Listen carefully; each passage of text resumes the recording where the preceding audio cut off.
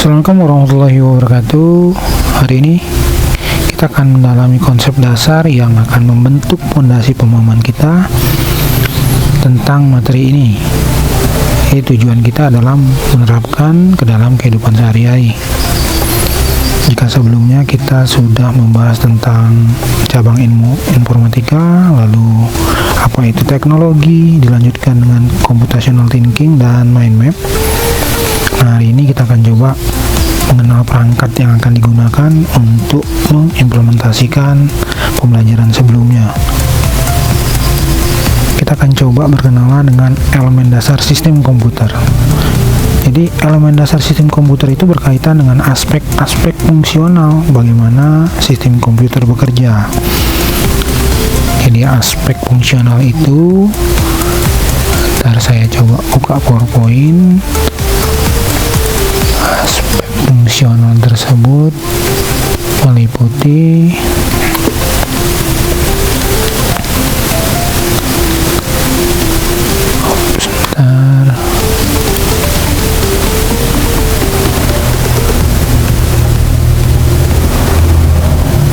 elemen dasar ya, elemen dasar sistem komputer.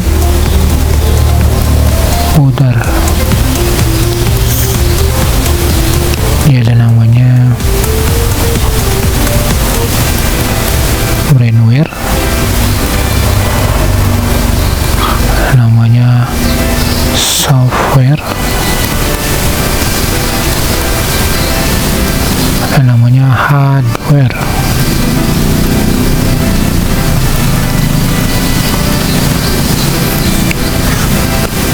Ini elemen dasar sistem komputer, bagaimana sebuah komputer bisa bekerja, dan ini adalah alat-alat fungsional. Jika salah satu tidak bekerja dengan maksimal, maka bisa dipastikan sistem komputer tersebut tidak berjalan secara maksimal. Sebagai contoh, mungkin adik-adik sering ketemu dengan handphone ya.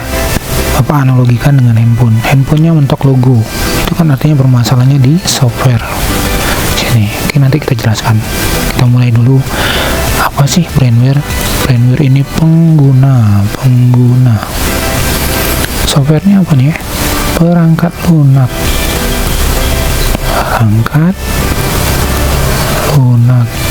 Lalu hardware ini perangkat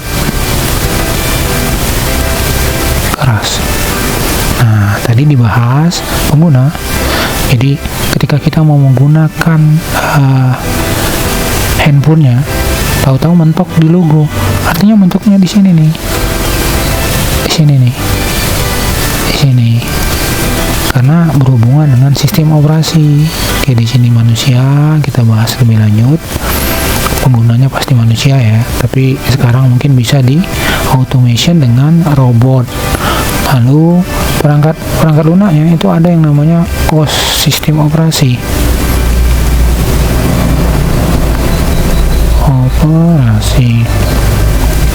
Ada namanya aplikasi.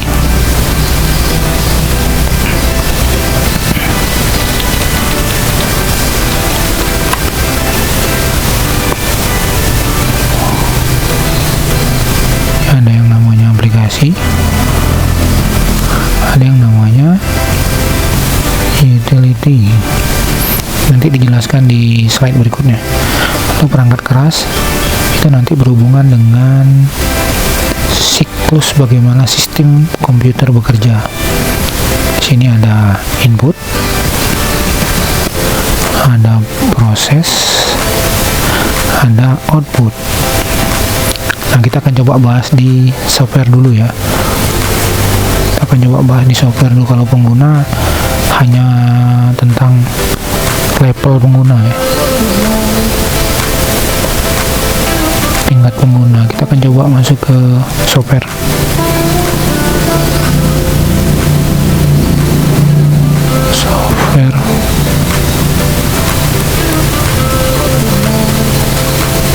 Perangkat lunak. tadi ada yang namanya OS, sistem operasi.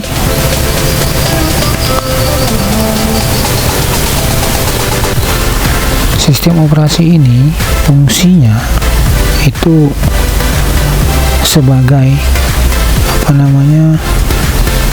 perangkat lunak yang utama ya, multifungsi. Jadi dia bisa sebagai antarmuka pengguna, maksudnya kita bisa mengoperasikan karena ada sistem operasi. Ini semua nih sistem operasi nih, kayak menu-menu yang ada di Android handphonenya itu sistem operasi.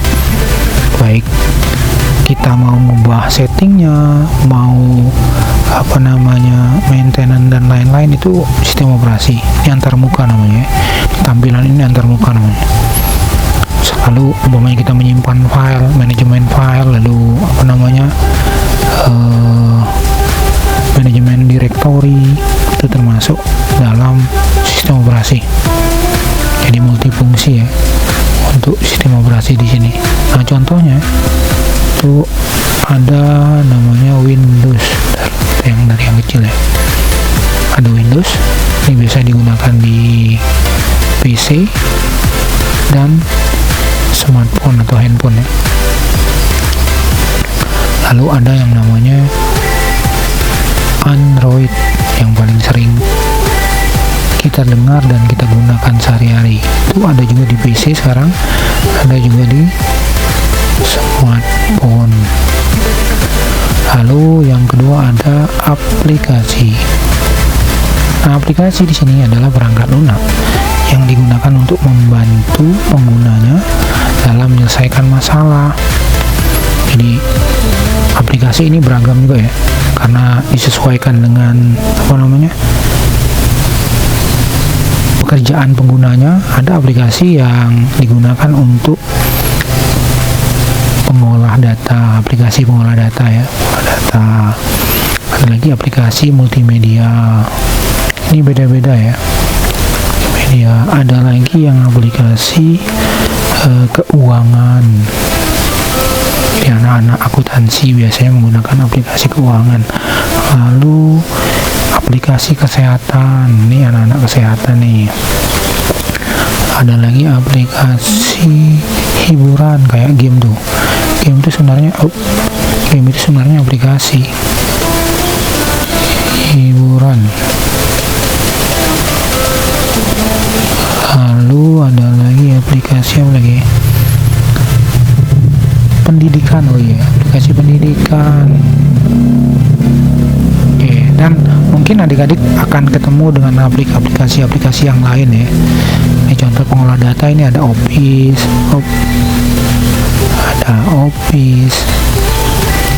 multimedia ada Corel, ada Photoshop,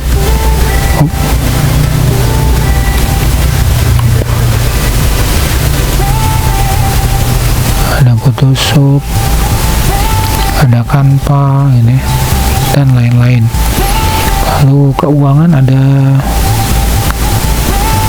saya lupa sih, Miop dan lain-lain ya. SPSS juga kalau nggak salah, enggak lah. Kesehatan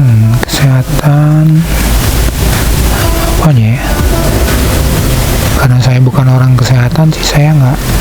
Mungkin ini ya, cek kehamilan itu ya, cek kehamilan, ataupun aplikasi tambahan. Hiburan tuh game. Pendidikan kayak umumnya ini ya, Edmodo, learning, itu aplikasi pendidikan, ataupun matematika gitu ya. Ada sih sekarang aplikasi untuk menyelesaikan soal-soal matematika gitu ya. Tapi saya kurang hafal dengan aplikasi apa saja. Kita masuk ke utility.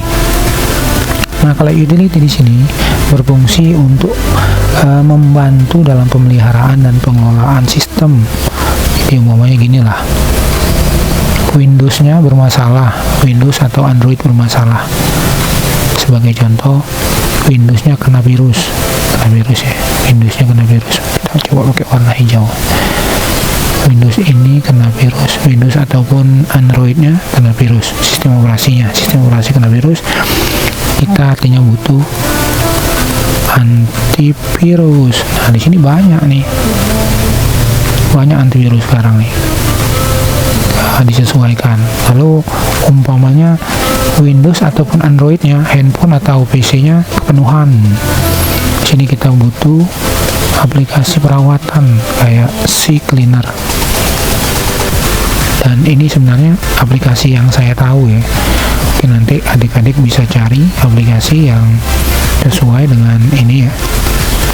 Ada lagi nih, umpamanya kita mau mencari file yang namanya sama ya, di direktori kita ada file yang sama, cuma kita bingung karena terlalu banyak file. Ada sih aplikasi untuk remove duplikat ya, kayak gitu lah. Mungkin saya lupa sih nama-namanya ya, remove duplikat, nanti boleh dicari ya. Jadi begitu kita mengenalkan software. Jadi ada sistem operasi, ada aplikasi, ada utility. Nah, ini masuk ke dalam elemen dasar sistem komputer. Ini elemen ya. Ingat, ini elemen. Masuk ke elemen. Kita akan lanjut ke yang tadi di sini hardware ya. Kita akan coba bahas hardware lagi. Nah, hardware di sini bersinggungan dengan siklus sistem komputer bekerja nih. Jadi ada input, ada proses, ada output. Nah, di tengah-tengah di sini ada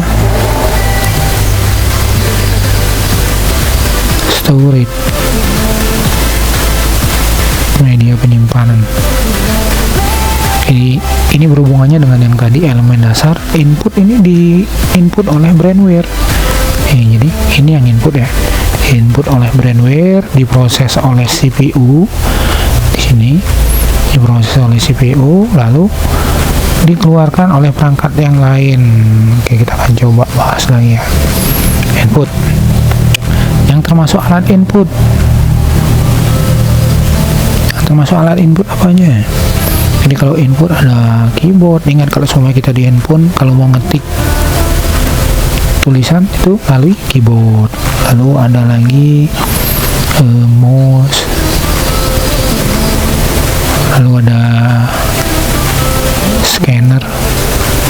Scanner ini nanti banyak ya. Jadi barcode yang ada di, kalau semua kita ke supermarket beli barang lalu di scan, itu barcode itu termasuk scanner. Lalu nanti kalau semua di perkantoran kita mau sidik jari ya, sidik jari juga scanner sebenarnya. Lalu umpamanya absensi menggunakan lensa mata ya, retina, itu juga scanner. Lanjut lagi ke apa ya namanya, joystick kalau mau kita main game. Nih adik-adik yang suka main game biasanya menggunakan joystick.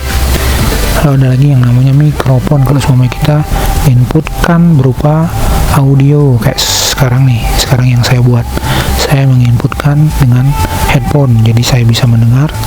Jadi headphone di sini multifungsi nih, dia bisa mendengar jadi sebagai alat input dan alat output ya. Ini berbeda sendiri ya, akan coba warnai biar jelas. Yang ini alat ini bisa jadi dua, bisa jadi alat output, bisa jadi alat input gitu ya. Nah, di sini kalau media penyimpanan itu ada, kalau di komputer ada namanya hard disk. Media penyimpanan ini nanti dibagi juga nih, ada yang eksternal, ada yang internal. Ini hard disk termasuk ke dalam internal.